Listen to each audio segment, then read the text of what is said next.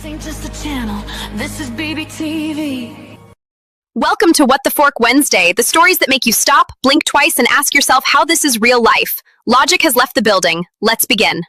Boss be rising, BBTV's igniting, turn the volume up, yeah, the whole world's invited. From the gravel road to the neon dream, she built an empire out of broken wings. Boss be rising, sky ain't even the ceiling when she hits go live, everybody feels it.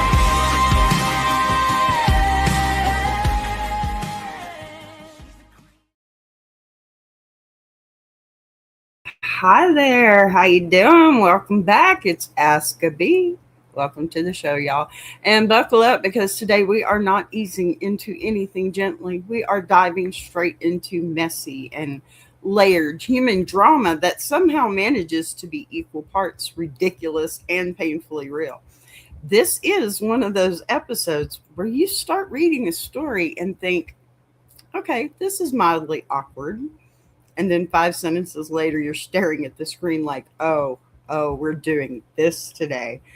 We've got Uber confrontations that turned into courtroom energy over 3 harmless words. We've got divorce dynamics that somehow involve drafting friends like fantasy football picks. And we've got a social group imploding under the weight of secrets, addiction, betrayal, and the audacity of people thinking they can assign other human beings like property. So, if you're here for calm and peaceful vibes, today may not be your day. But if you're here for sharp takes, boundary energy, pardon me, and calling out nonsense when we see it, you are exactly where you need to be. Because here's the thing. AITA, which stands for Am I the A-hole? Stories are rarely about the surface question. They're about power. They're about projection. They're about ego, loyalty, autonomy, and the weird ways people justify behavior that doesn't sit right. And what we do here is not just scream a-hole or not the a-hole. We use stinger and honey, of course, and then, move on. We unpack why. We look at the emotional charge. We look at the context. We look at the part nobody wants to admit out loud, and sometimes that means we defend somebody who overreacted but had a point underneath. Sometimes it means we lovingly tell someone that they brought a flamethrower to a candlelit situation. Okay? Either way, we're going to keep it honest. We're going to keep it sharp, and we're going to keep it real. So grab your coffee, your tea, your Dr. Pepper, emotional support, snack, whatever you need, because today's stories are not light, but they are juicy. And by the end of this episode, you're going to have opinions. We all do. Let's get into it. Let me load up this first segment because let me tell you, this one's a fun one. This one is a fun one. All righty. Here we go. Let me get myself set up right. You know I do that around here, right? And look, I even know how to move myself over. Isn't that so cool? Yeah. All right, here we go. Am I the a-hole for asking what the fork did you just say to my Uber pool driver after he said the female passenger who just got off was nice? Okay, so I think I'm the a-hole here, but I need confirmation. Was talking with a girl. She was in the back seat with me in the front. The conversation somehow came to men mistreating women and the patriarchy. So we had a discussion. Then she gets to her stop and then she gets out. And my Uber driver says in a polite tone, she was nice. Okay. I immediately misconstrued it as some kind of objectification. Oh, Lord, here we go. Not that I wanted to hear him make any comments about the woman anyway. Then I was like, wait, what the fork did you just say? Obviously, he didn't mean it that way, but I didn't want to hear his opinion on the woman. She's just a normal person. Let her be and allow her to exist as a person free of judgment. Her value and worth as a person is not at all based on others' thoughts or beliefs of her, especially mine or his. Okay. I've never had an Uber driver speak of other riders in any manner either, which is why it was so jarring. But obviously, it was mainly jarring because it came after such a discussion. I apologized, but the rest of the trip was quite awkward. Yes, my reaction was harsh, but really, I shouldn't have had such a sharp negative reaction. That's why I think I'm the a-hole here. But in my sentiment, correct, or is my sentiment correct or fitting at least? There's a lot to unpack here, isn't there? Listen, you did not get in that Uber as the supreme defender of womankind. But by the time that woman stepped out of the back seat, you were emotionally geared up like you were about to, I don't know, argue a case before the high court of patriarchy. And when the driver said she was nice, I mean, your brain did not process it as a neutral human statement. It processed it as a coded male evaluation. And that's because you had just spent the entire ride talking about men mistreating women. Okay? Power structures, systemic nonsense. And your nervous system was lit up, scanning language for subtext like you were analyzing a manifesto. So when he said the most beige, bland, socially harmless phrase in existence, you reacted to the context in your head, not the context that was actually came out of his mouth. She was nice. And in everyday driver language usually means she wasn't rude. Okay? Correct me if I'm wrong. She didn't slam the door. She didn't argue about the route. She didn't tank his rating. That's it. He didn't rate her body. He didn't compare her to other women. He didn't assign her value based on agreeableness. He didn't say she passed some invisible test. You filled in the blanks because you were already in debate mode. Come on. And here's the thing. Your underlying sentiment, that woman shouldn't exist under constant evaluation, is valid in theory, but you misapplied it to a situation that didn't actually contain evaluation. You escalated to what the fork did you just say? Over what was likely just awkward silence filler. Yikes, buddy. So that reaction wasn't about defending her autonomy. It was about you being primed and ready to find offense in a neutral comment, which, because the topic of the ride had you charged. You even admit he didn't mean it that way. That right there is your answer, okay? When you know someone didn't intend harm and the words themselves weren't harmful, but you still explode, that's projection meeting adrenaline. Okay, so yes, your reaction was harsh. Yes, it was disproportionate. Okay. No, you're not crazy for being sensitive to context, but you did swing at a pitch that wasn't coming for you. And the awkward ride afterward wasn't patriarchy collapsing. It was a confused Uber driver wondering how she was nice turned into a courtroom drama at 35 miles an hour. Now, don't worry. My opinion's not the only one I have. I did grab some comments. We're going to get those up here too, of course. So, we shall do comment number 1. You're the a-hole. Obviously, he didn't mean it that way, but I didn't want to hear his opinion on the woman. Yeah, let her be and allow her to exist as a person free of judgment. Yeah, I picked those up too.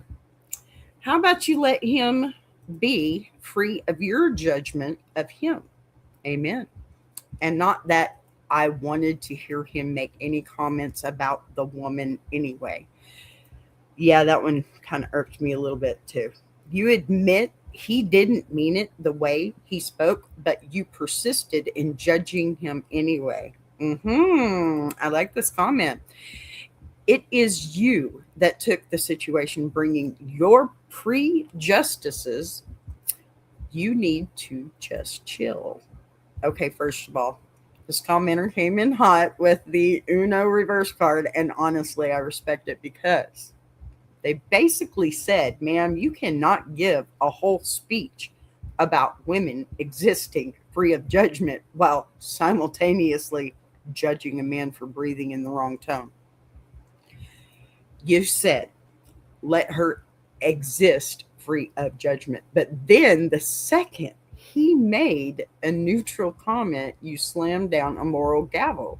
Like you were presiding over people versus Prius driver, right? That part, that stings. Okay. And they're right about this. You literally admitted he didn't mean it that way. That's the smoking gun here. If you know there was no ill intent and you chose escalation, that's not activism, that's projection with the side of adrenaline here. Now, I do love the chill out delivery because anytime that someone tells a woman to chill, I get hives. But underneath the tone, the substance is clear. You can't preach non judgment while actively assigning motives to someone who didn't express them. You filled in blanks that weren't there. That doesn't make you evil, it makes you emotionally primed.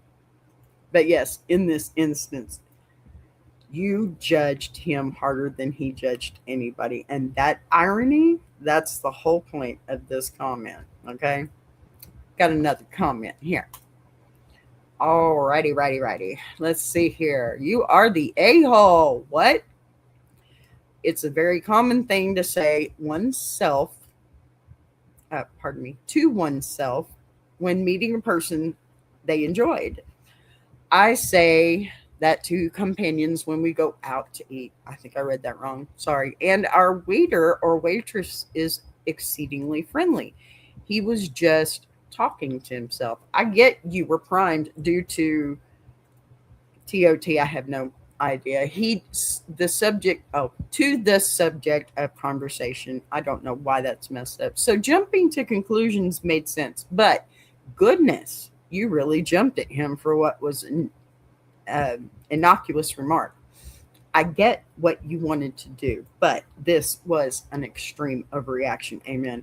You wouldn't react like this if someone just complimented a stranger. No, he was just remarking to himself that he enjoyed her company or that he believed she was a nice person. He didn't force anything on her. Obviously, he didn't mean it that way, but I didn't want to hear his opinion on the woman. You're the a-hole. You didn't even let him clarify. You assumed the worst of this man for no reason other than he said something that didn't even matter. Okay, buckle up because this commenter did not come to play. They came with the calm voice of reason and a wooden spoon to smack you upside the head with perspective, right? And honestly, they're not wrong. She was nice. Is something people say about waiters, cashiers, co-workers, literally anybody they had a pleasant interaction with. It is social static. It's human filler. It's not a manifesto. Okay, this is a commenter is basically saying, "Ma'am, he wasn't issuing a verdict on her womanhood. He was narrating his own experience." There's a difference between objectifying someone and privately noting you had a pleasant exchange. He didn't lean out the window and shouted at her. He didn't demand she earn approval or anything, okay? He muttered a neutral observation after someone exited his vehicle. That's not control, that's commentary. And the real dagger here is this. You didn't let him clarify. You didn't pause. You didn't say, what do you mean by that? You went straight to assuming the worst possible interpretation and then reacted to that assumption like it was fact. Really? That's where it tips from passionate to disproportionate. And the commenter's last point is spicy but fair. If a woman had said she seemed nice, would you have gone full siren mode? Probably not. Which means the trigger wasn't the phrase, it was the speaker. And that right there, that's the uncomfortable part, don't you think?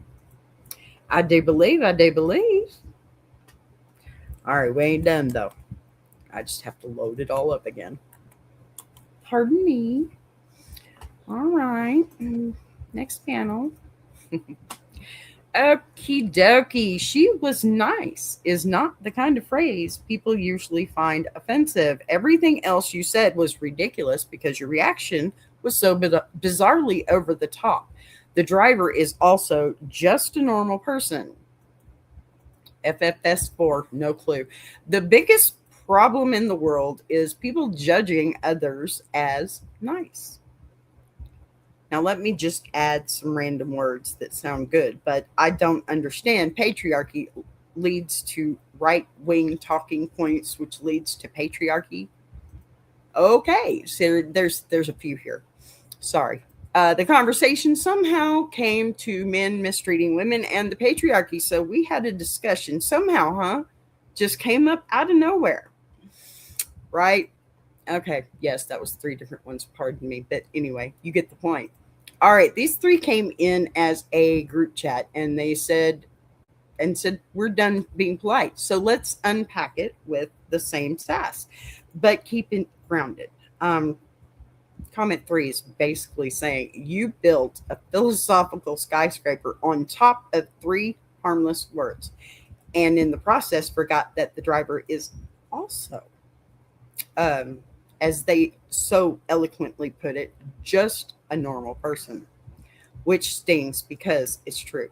You were defending one human's right to exist without judgment while momentarily forgetting the other human in the car also gets that courtesy. Comment 4 is, pure sarcasm, chaos, basically mocking the idea that she was nice. Could possibly be some gateway to systemic oppression, maybe. I don't know. And while the delivery is messy, the point underneath is this: not every neutral phrase is a breadcrumb trail to patriarchy, right? Sometimes language is just language. And then comment 5 with the little laughing emoji energy is calling out the somehow the conversation came to patriarchy line, like, ma'am, somehow. We all know that didn't just float in from the clouds. That topic probably had momentum, and that momentum carried into your reaction. Okay, taken together, these comments are saying you escalated a normal human moment into a symbolic battle that didn't actually exist. Are they a little snarky? Absolutely, but their through line is clear. Okay, the reaction was bigger than the stimulus, and when that happens, the issue usually isn't the words, it's the emotional charge you brought into the room. Okay, all right, one more here. You're the a-hole times 100. Your sentiment is not correct or fitting, and man, the post was exhausting to read. I have to agree with that one, but it's good, right? People say others are nice. It's the most harmless and inoffensive statement. You yourself said. He said it in a polite tone. You recognized politeness, but lashed out at him anyway. You were ridiculous. I mean, kind of have to agree on that one. Wu-Tang Crew. Yep, you know what? I like Wu-Tang. Alrighty, so I guess this one did not come to counsel you gently. Okay, this one came in with a folding chair and said, you are the a-hole times 100. And honestly, the exhaustion comment is telling, because that's what happens when somebody takes a tiny spark and turns it into a 5-alarm fire. True. The commenter is basically saying you acknowledged the tone was polite. You acknowledged he didn't mean harm, and you still chose to react. Like he'd deliver a manifesto. And that disconnect is what makes the whole thing feel dramatic instead of principled. Nice is about as harmless an adjective as it gets. It's beige, it's oatmeal, it's the default setting. And when you recognize the politeness and still lash out, it makes it look less like you were defending a value and more like you were venting energy that was already built up from the conversation before. That's the part that reads ridiculous to them. Not because caring about women's autonomy is ridiculous, but because the scale of your response didn't match the scale of the moment. You can't acknowledge harmless intent and then react as if there was malicious impact. That's the tension they're calling out. And yeah, when the reader feels tired just reading it, it's usually a sign the reaction outweighed the trigger. Yeah, sorry to say, but it's so true. You know it is. Seriously. Listen, y'all, I'm going to take my break just a tad bit early today, but hey, you'll love it. It's my song. Be right back.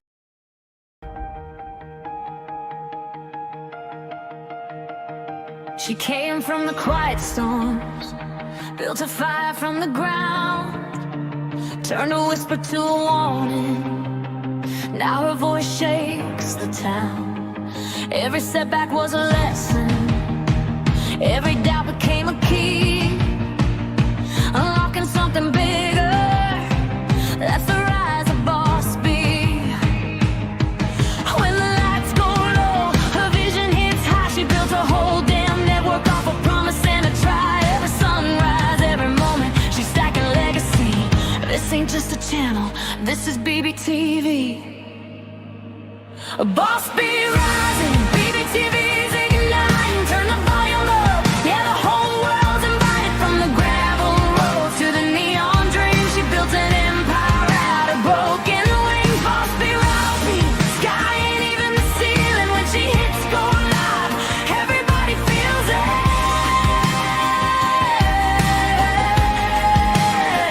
She's the queen of the comeback, the storm in the stream, crafting stories out of heartbeats, making visions out of dreams.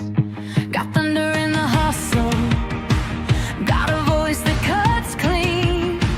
Every mic she touches turns the power unseen. So let brothers spin the numbers, let the views rise slow or fast. Boss B doesn't measure wins by echoes of the past. This moment is a pivot, this season's history. Bow down to the founder of the BBTV dynasty. Boss B rising, BBTV's igniting. Turn the volume up, yeah, the whole world's invited. From the gravel roads to the neon dream, she built an empire out of broken wings. Boss B rising, sky ain't even the ceiling. When she hits go live, everybody feels it.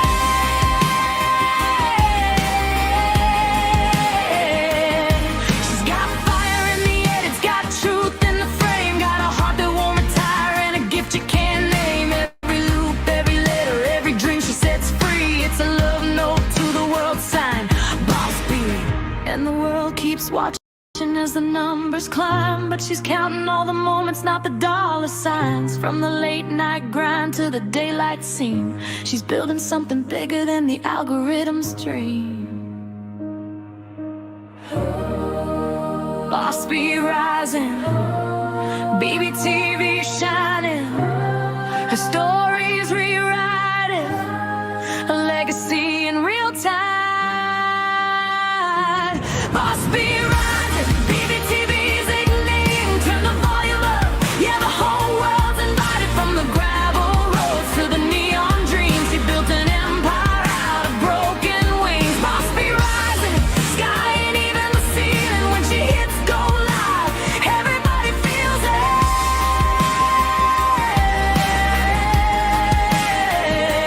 BBTV, where the stories breathe,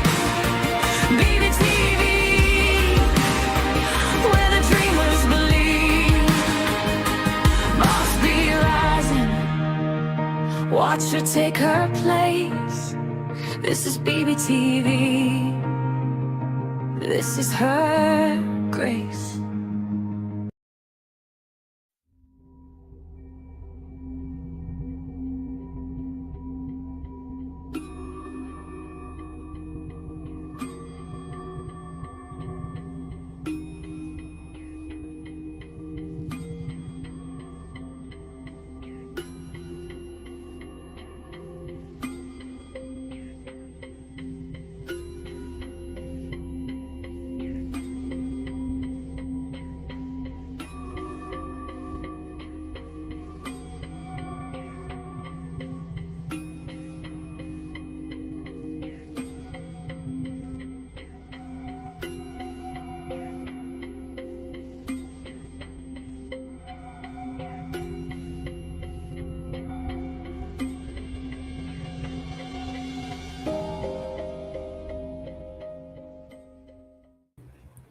All right, welcome back. It's us again, and we are about to start a whole new story. All right. Am I the a-hole because I won't let friends decide who gets me in their divorce? I, female, had a very good friend, male, John, in high school. He started dating Jane. Yes, I've changed the names. All the same age. In college, I met and married my husband. We all went to the same college and all got along famously. It was really the most ideal thing ever. One night, now 15 years into our friendship and 11 years into my marriage, I hear the phone and my husband is basically flying out the door in the dead of the night. I said, "What the fork is going on?" He says he can't tell me. He's super uncomfortable with this. I see his phone says John. He apologized profusely, says he doesn't know what to do. He can only say he promised not to say and left. I sat up waiting for hours, wondering what the fork was happened. My mind was spinning. Long story short, Jane was cheating on John, doing drugs, and had a hysterectomy behind his back. Oh, this is definitely what the fork Wednesday. John left her and gathered the guys to tell them. I hear a dynamic hitting. Okay. So, husband came home and was surprised I was still there. Apparently, Jane was going to meet with me and the girls, but took drugs and passed out. Messing up the plan to tell everyone equally, I confronted John, saying I was friends with him before Jane, before anyone in the group. Not only that he got my husband to lie to me, unacceptable, he said they agreed Jane could have me in the divorce, so she didn't know what else to do, or he didn't know what else to do. She doesn't have much family and now fewer to no friends. John knows I've lost family members to drug addiction and the lies and hurt that came out of that. Jane has been using drugs, cheating, and hiding it for like 10 years. She admitted to this. Oh, what the fork. John desperately wanted a big family. That's gone. They both knew this is not something I would forgive. Even if I did, it's my choice who I decide to have or not have as friends. I'm not property to split. Amen. So, this one's a little longer, sorry. I let it go because I knew John was devastated. They had been TTC. I don't know what that means. And the whole time it was a lie. My husband and I had a talk. I don't approve, but he thought I'd be getting my own call, that I'd be confused and worried for minutes, not hours. Moving forward, John says I need to be there for Jane. He invites my husband out, but not me. We're also devastated that our whole social group is imploding. My husband went to a few outings to be supportive and to give John time.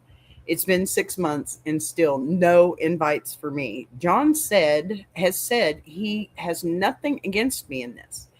Jane came clean and no one in my group is suspected of covering for her, etc. She simply asked for me, and it's the least he could do. The group is divided. Some say I should be there for Jane. I've known her most of my life, and they say she shouldn't start from scratch without any friends after a divorce, rehab, etc. On the secret hysterectomy alone, I just can't respect her anymore. I don't want her as a friend, but I'm the only one she's asked for. Okay, that's kind of tough. Yeah, okay. Wow, that's a lot. Okay, I'm sorry. I'm trying to load up again here. Hmm. Okay. So, uh, wow, let's get something a little straight right now first. You are not a casserole at a church potluck to be assigned to whichever table looks emotionally hungrier after a divorce. No, that's not what this is. You are a grown ass woman with autonomy, a husband, a spine, and a brain. The fact that this man who you were friends with before anybody else thought it was acceptable to let his ex-wife have you like you're part of marital assets is absolutely wild to me. That is not how friendships work, okay? That is custody court language. That is who gets the dog language, and you are not the dog. Now let's unpack the layers of mess we're here because there are several. First of all, your husband flying out the door in the middle of the night under a vow of secrecy. I would have been sitting upright in bed too. Like, what in the Dateline special is happening right now? You were left spinning for hours because the guys decided to orchestrate some secret reveal plan? Like they're running a group chat CIA operation? That alone is ridiculous. Wow. Hi, Big Tug sub to me. How are ya? Good to see you. Thanks for being here. Sorry, all I can see is at Big Tug sub to me, but whatever your name is, I'm happy for you to be here. Okay, so then to find out the secrecy was about protecting a coordinated social rollout, no, ma'am. That is not emergency level confidentiality. That is drama management. Okay. Now, here's the real issue John saying Jane could have you, the audacity, okay, the entitlement, the assumption that your loyalty is transferable property. That's the part that sticks with me. Because even if Jane is alone, even if she's spiraling, even if she asked for you specifically, that is still your choice. You're not morally obligated to absorb someone else's 10-year deception just because they picked you like last minute emotional life raft. And let's talk about that deception. 10 years of cheating, drug use, a secret hysterectomy while actively trying to conceive with a man who desperately wanted children. That's not a whoops, I messed up situation, okay? That's a sustained pattern of lying. You have personal trauma tied to addiction and betrayal. You're not required to override your boundaries to make other people feel less uncomfortable about the fallout. Now, the social group imploding. That's the natural consequence of long term deception, unfortunately. Not your fault, not your burden to fix. The fact that John is inviting your husband but not you for 6 months while claiming he has nothing against you is well, it's also passive aggressive nonsense.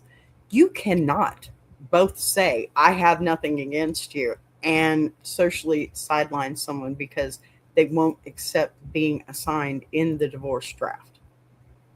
No. The friends saying she shouldn't have to start from scratch.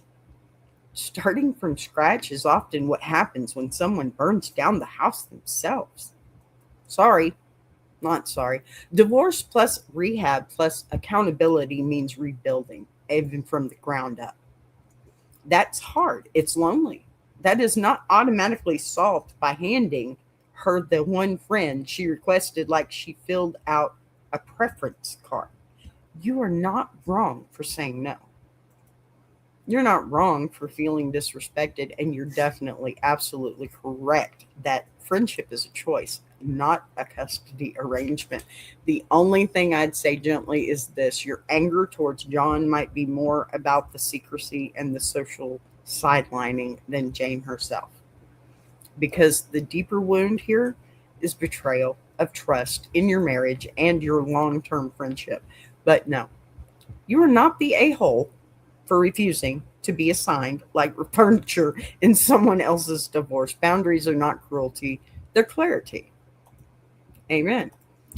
All right, so there were some comments for this one, of course, and I'm not going to be lied about these. There's a couple of shorter ones. One's got a response from the original poster, and that's this one here. All righty, so first comment: anyone causing division between me and my spouse would be getting cut off. I do not care what their personal problem is. Do not bring that drama to my home and relationship. I would be cutting John and Jane off if they think this is an acceptable way to treat a person, let alone two people who are married couple, period. And the original poster's response: that's my husband's point of view too. I encouraged him to hang tight with John and see if he changed his mind when the initial shock of it wore off. Obviously, it's been 6 months and the holidays are coming. John keeps asking him what I'm getting Jane for Christmas. Forking nothing, that's what. Okay. The commenter is basically saying absolutely not. If someone is creating division between me and my spouse, they're out, period. And honestly, that's a very strong marriage first stance, and probably the same I'd take. Because once a third party starts orchestrating secrecy, loyalty test, or social maneuvering, that affects your home. That's when people get protective. The fact that your husband had to leave in the middle of the night under a vow of silence already but put strain in your house. And that alone makes this bigger than just who gets who in the divorce. But here's the nuance. Your husband's perspective makes sense because he sees the wedge forming and wants no part of it. Yet you chose to give John grace in the immediate aftermath because you knew he was devastated and not thinking clearly. That actually shows restraint on your part. You didn't go scorched earth. You told your husband to hang tight and see if John recalibrated once the shock settled. The problem is, 6 months later, we're not in shock anymore. We're in pattern territory, and asking your husband what you're getting Jane for Christmas, or I'm sorry, asking your husband what you're getting Jane for Christmas, like you're already agreed to this custody transfer is wild. That's not healing. That's entitlement. Forking nothing isn't petty, okay? It's boundary energy, no matter how you put it. You cannot socially sideline someone for half a year and then expect them to show up with a bow on top like everything's fine. If they wanted unity, they shouldn't have started with division. It's true. Here's another comment. I think it's time that you and your husband stand as a united front. I don't know any husband and wife who would allow this to go on this long. I kind of agree. I can understand supporting your friend, but not at the expense of your own relationship. Amen. People need to understand you're a package deal and can't pick and choose which one of you get. My husband told me to add he would be questioning John why he would think your husband would want you to or be okay with you hanging out with someone like Jane as well. And make sure he knows if the shoe is on the other foot, he would no longer be friends with your husband, period. Man to man, he said. LOL. All right. So this commenter is basically saying enough is enough, right? And I agree. You and your husband need to stop playing polite and start playing unified, because 6 months of this weird social custody arrangement is not shock anymore. It's precedent. And once something becomes precedent, it becomes expectation, right? They're right about one thing, though, one key thing. Married couples are a package deal. You do not get to draft one spouse and bench the other like this is a fantasy football league. Supporting a devastated friend is one thing, but doing it in a way that quietly sidelines your partner is a complete other. And the man to man angle is actually interesting, because from that perspective, why would John assume your husband would be fine with you being reassigned socially to someone whose behavior you fundamentally don't respect? That's not awkward. That's disrespectful to the marriage dynamic. That the point here isn't about punishing John, it's about clarity. If the shoe were on the other foot and your husband was the one being excluded while you were invited out, would John accept that? Probably not. So, this commenter is saying draw the line clearly and together, because if you don't define the boundary, someone else will keep redefining it for you. And we can't have that, right? That's crazy. All right, we do have one last comment on this one. It's a little bit longer, so bear with me. But here we go. Now, all righty. This, how did any woman with seemingly no prior medical history just up and get a forking hysterectomy? I hope I got that one out of there. I don't know if I did. I did not. Forgive me. It's supposed to say forking. My bad.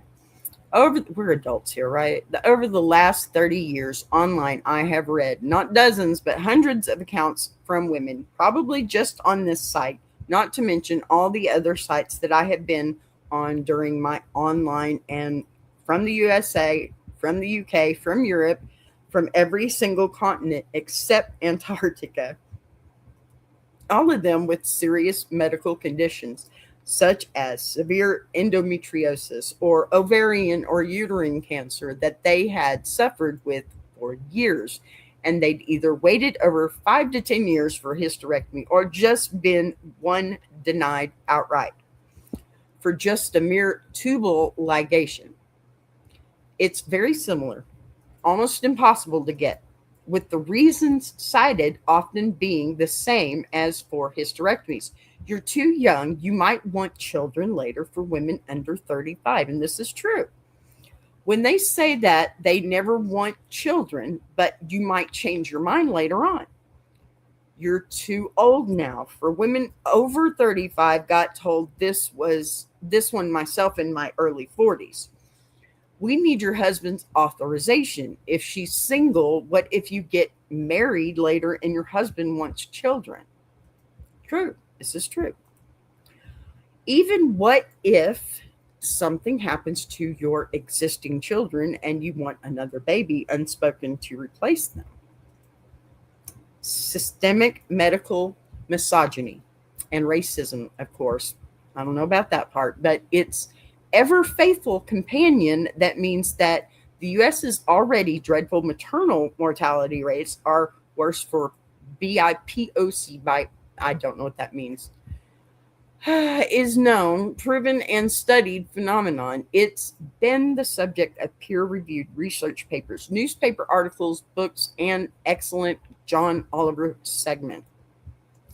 Every single time, no matter the subreddit, a woman mentions having problems getting a doctor to listen to her and take her seriously, the thread becomes a mega thread full of other women and other AFAB peoples. Similar stories, and this is repeated all over social media, on Twitter, on Facebook, on YouTube, in the comments for that John Oliver video. I've seen it on revelry. I've seen it in the comments for many different articles on the Guardian's website, on forums for board games or books or anywhere people are. Okay, I think basically what we're trying to zero in on something that actually deserves attention here, okay? And I agree to this. And that's why I brought it up here. Um they're basically saying, hold up, the medical piece of this story doesn't add up in a vacuum. And they're not wrong. That hysterectomies are notoriously difficult for many women to obtain without severe medical justification, especially in systems where doctors routinely dismiss pain, delay treatment, or require spousal input for reproductive decisions. Listen, when I had my tubes tied, okay, it was after my third child. I thought about it after my second one. My doctor didn't want me to do that. They tell you, some states won't allow you to have a hysterectomy unless it's medically necessary. And even when pardon me, before my hysterectomy, for a full year before that, I was in pain and they wouldn't diagnose me that way. I lived in Texas and it took them a year before they decided there was anything really wrong. I went to Louisiana in the middle of this and the doctor says, "Oh, you have to have a hysterectomy." It was funny how it happened too, because I went in and had laparoscopic surgery. That's where they go in through your belly button, right? And he goes in and he comes back out and he says, "Listen, we've done this surgery and let me tell you it this way. Your uterus, when you press on it, is supposed to be like a grapefruit. It's supposed to bounce back." So I sat there for a few minutes trying to understand what he was trying to tell me. And the only thing that I could come up with, and it was true, okay, was, "Are you trying to tell me that I'm overripe?" Yes, that's what I asked the doctor. Yes, I did. I asked him that. And after we both stopped laughing for about 20 minutes, yes, that was the whole thing. And I had to have a hysterectomy. This was after my third child. I'd already had my tubes tied. It was a couple of years after. Okay? Listen, medically, I had to have that done. It wasn't a choice. I had my tubes tied already. That's reversible. Hysterectomies are not. And it has to be a medical decision. And if she did, I mean, did she go over the border? What's the deal here? How did this happen? The examples, okay? Being told you're too young, too old, you might change your mind. What if future husband wants kids?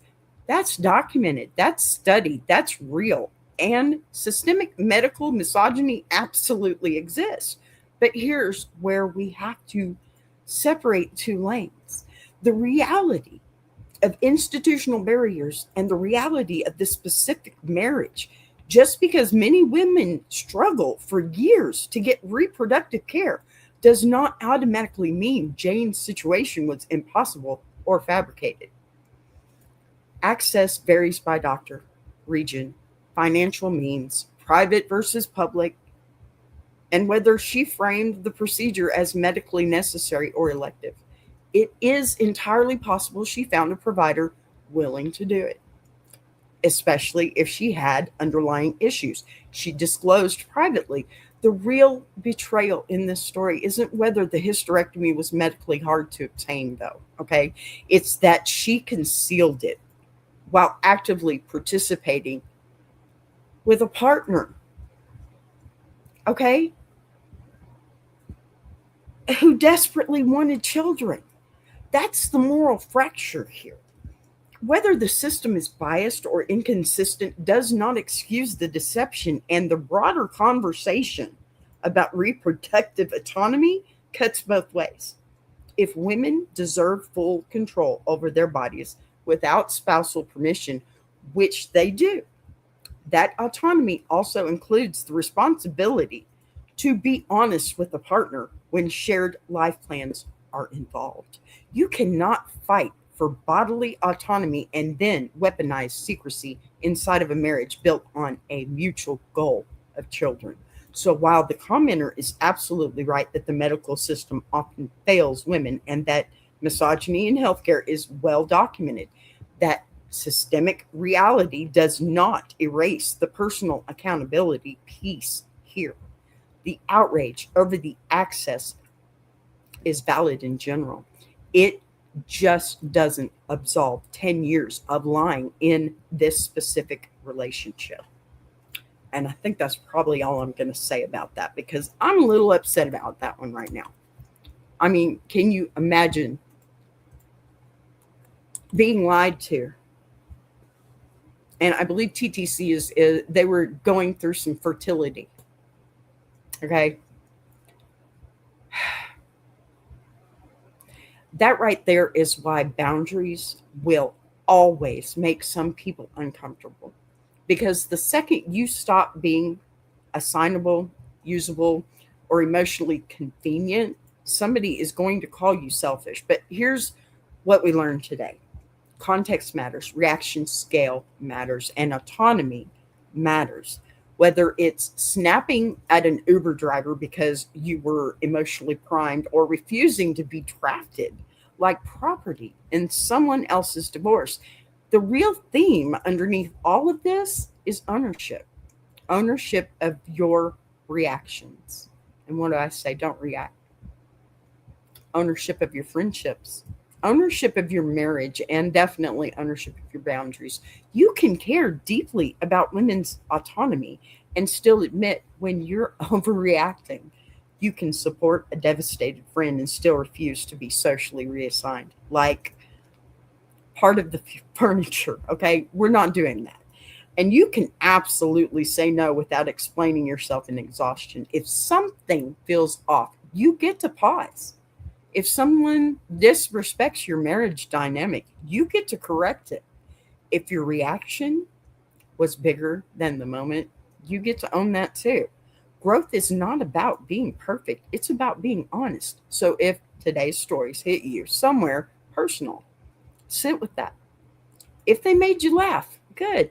I'm hoping that's what happened. If they made you uncomfortable, even better. That's where clarity lives. Thank you for being here. Thank you for thinking through the mess with me. And I will see you next time, tomorrow, in fact, except don't forget, there's going to be lots of chaos. It's Thankful Thursday. But don't forget also tonight, we have Growing Glow Academy again. Yes, we do. And I have made a special little video that I'm going to show you how to edit in YouTube. Okay? Y'all get over there tonight, 6 p.m. Central, 7 p.m. Eastern time on the Iron Sharpening Iron universe or on BBTV. You can watch it from either place. I encourage you to go see both. Okay?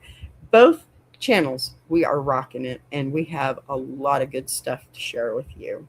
So, next time, I shall see you soon. Don't forget, I got a little bit of promo going for you here, so don't take off on me. Y'all go watch this. Y'all go see Tuber Chat, because that's my buds over there. Word up. Tuber Chat. See you guys later. I'll buzz you later. I want to take a minute to shout out Tuber Chat. If you're a creator who's tired of surface level advice, yet says, and actually wants to understand how YouTube works, that's the space. It's real conversations with real creators who are in the trenches, building channels, testing ideas. No posturing, no gatekeeping, no fake guru energy, just people sharing what's working, what isn't, and why. If you're serious about growing, learning, and not doing this alone, check out Tuber Chat. The link is in the description.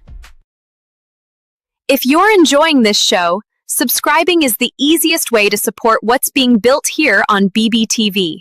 You'll see the join button right next to subscribe. No pressure, no expectations, just an option for people who want to support the channel in a real way. We're live every day at 3 p.m. Central now. And don't worry, we didn't change the heat, just the clock. And if you've got a story you want to share, send it in. Anonymous is always fine. A boss be rising.